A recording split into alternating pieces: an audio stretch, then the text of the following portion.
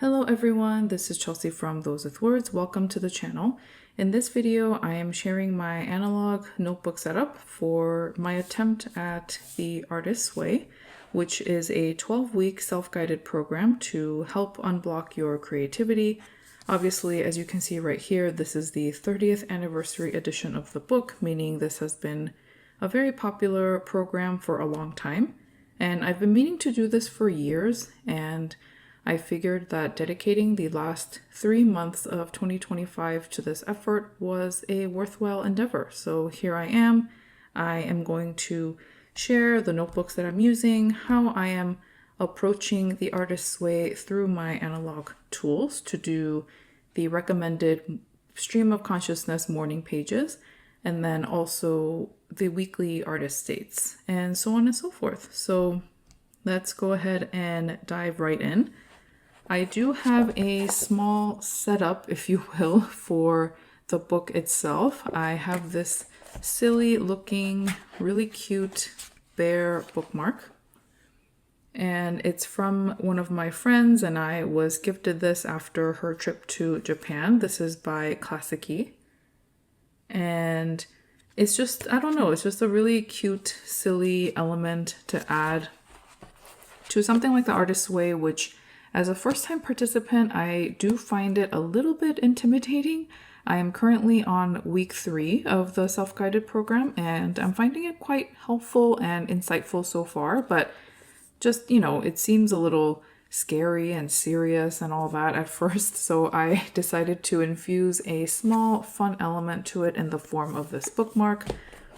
I also have these one-piece page flags that I actually haven't used in a long time. I got this when Hobonichi collaborated with the One Piece franchise for the first time in 2023, I believe.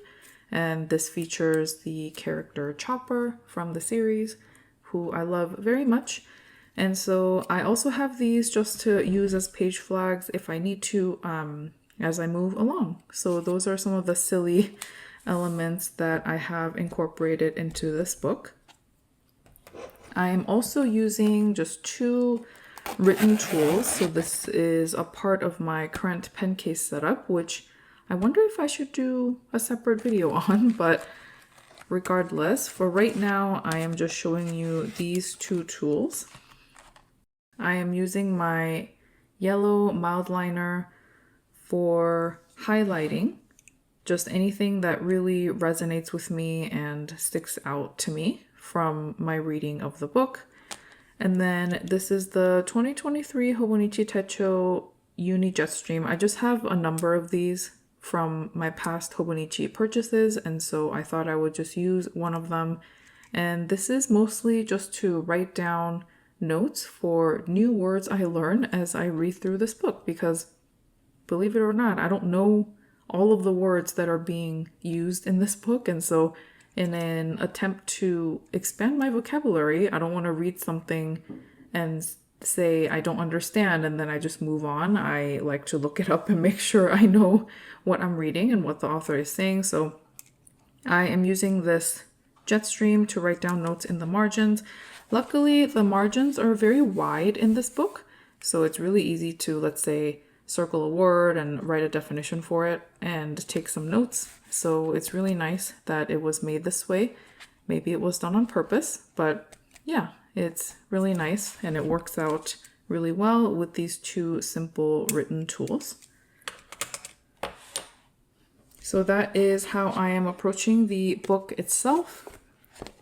And then now I have my 2 notebooks. The first one here is a paper chase notebook. I have had this for a number of years. It was gifted to me a while ago, and it was just like a part of my collection for a long time, sitting in my new notebook stash. And this is just a simple lined notebook. I did do some ink swatching on the back, and there was some bleed through, and I don't know if there is feathering, maybe a little bit, but there is some bleed through. So hopefully you're able to see this, but there is a little bit of bleed through, especially with the sweet potato yellow ink. And so I am not using fountain pen ink in here. I am just using a good old pencil.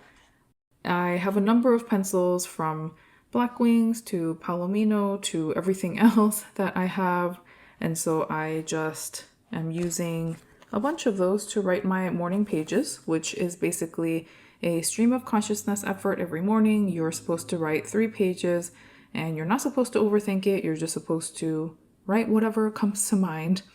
And that's been really interesting so far. You're not really supposed to read them back, so I don't actually know a whole bunch of what I have written, but it does feel nice to just kind of dump all my thoughts out onto paper in the morning so that I can carry on with the rest of my day. And that is what I'm using for the morning pages. I will definitely run out of room in here if I continue to write 3 pages every day, but I do have some backup notebooks that I will easily replace this with when it comes time to switch into a new notebook. So that's my simple morning page setup.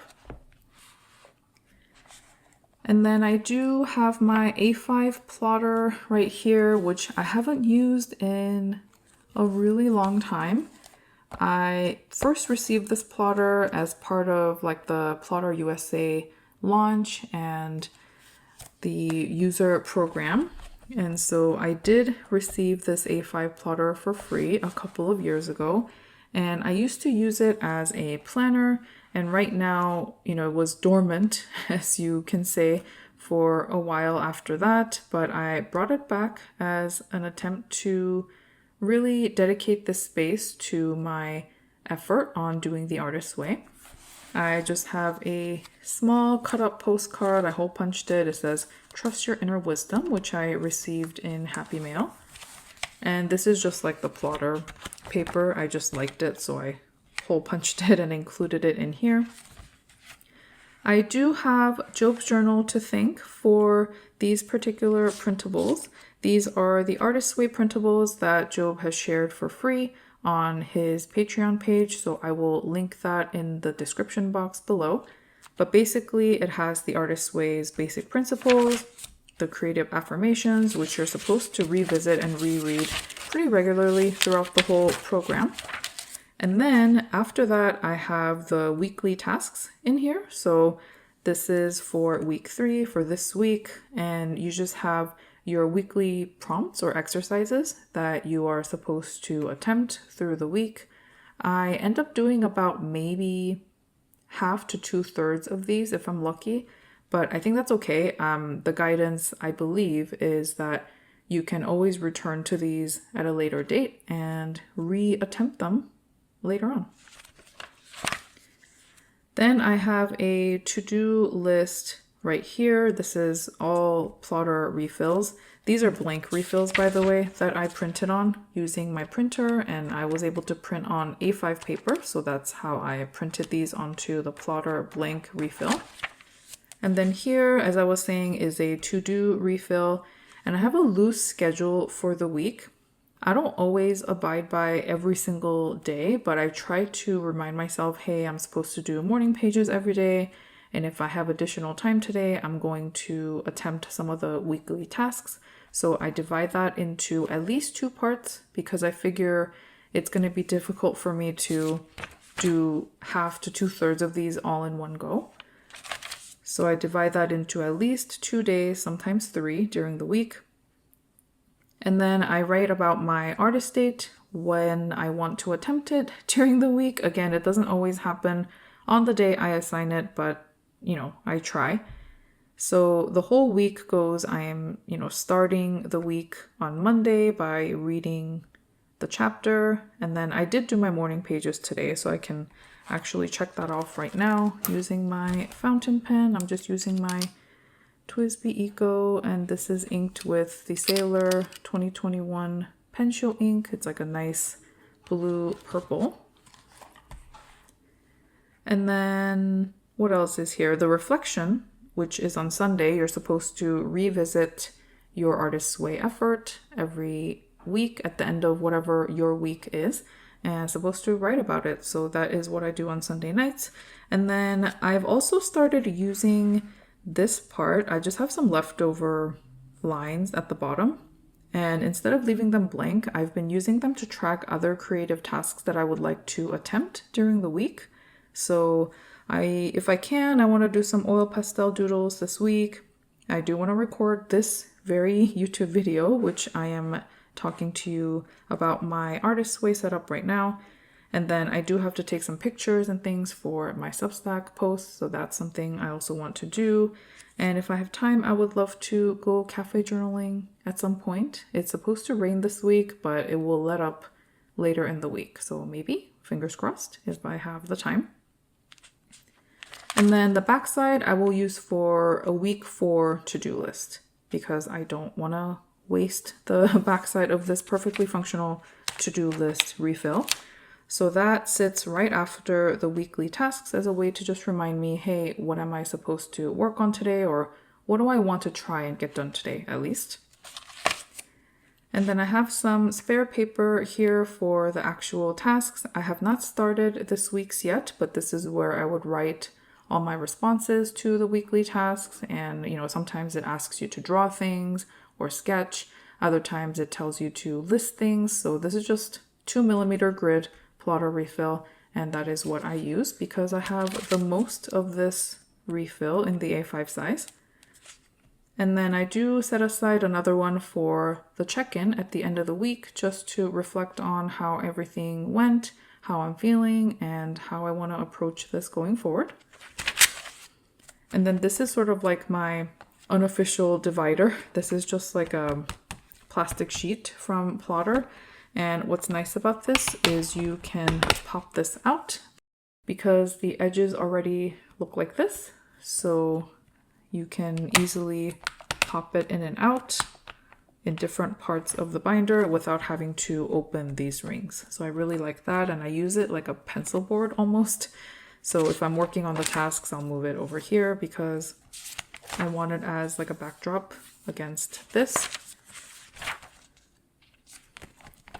And then here I do have a few artist date ideas. This is supposed to be a weekly artist date where you take yourself out on a date alone and you're supposed to do something fun. And it doesn't always have to be a huge thing. You could just go to a dollar store, for example, and get some cute stickers and play around with them once you get home. It could be really simple. It doesn't have to be anything grand. But if I do have the time, I wanted to do a few things like a museum visit, maybe making a notebook, another museum visit, or even like a workshop. So these are some of the things while I was brainstorming for what I could do for artist dates. These are the ideas that came to mind. So these are kind of back here for me to reference. And then I do have some other personal notes and things like that back here.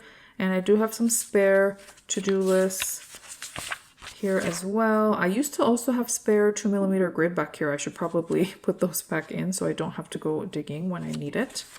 Some design ideas I've been playing around with. And this blank refill is, again, just like another divider because I swatched my new oil pastels. This was my artist date last week when I went to a local art store and I bought some student grade oil pastels to play around with. And because oil pastel doesn't really dry, it can end up on the other side like so. And so this is kind of like my blocker from, the oil pastels staining the other pages. And then these are just some doodles that I did, which was really fun. This is just some scrap paper that I had from a leftover Midori One Day One Page that I never finished. So I ripped out all the spare paper and then I just decided to draw on it and hole punch it and put it in here. And this is my past to-do list from weeks 1 and 2. And at the very, very back of the plotter, I have 2 project managers here. I picked these out because I thought they matched the color of the book quite well. So I have an orange one and then a yellow one.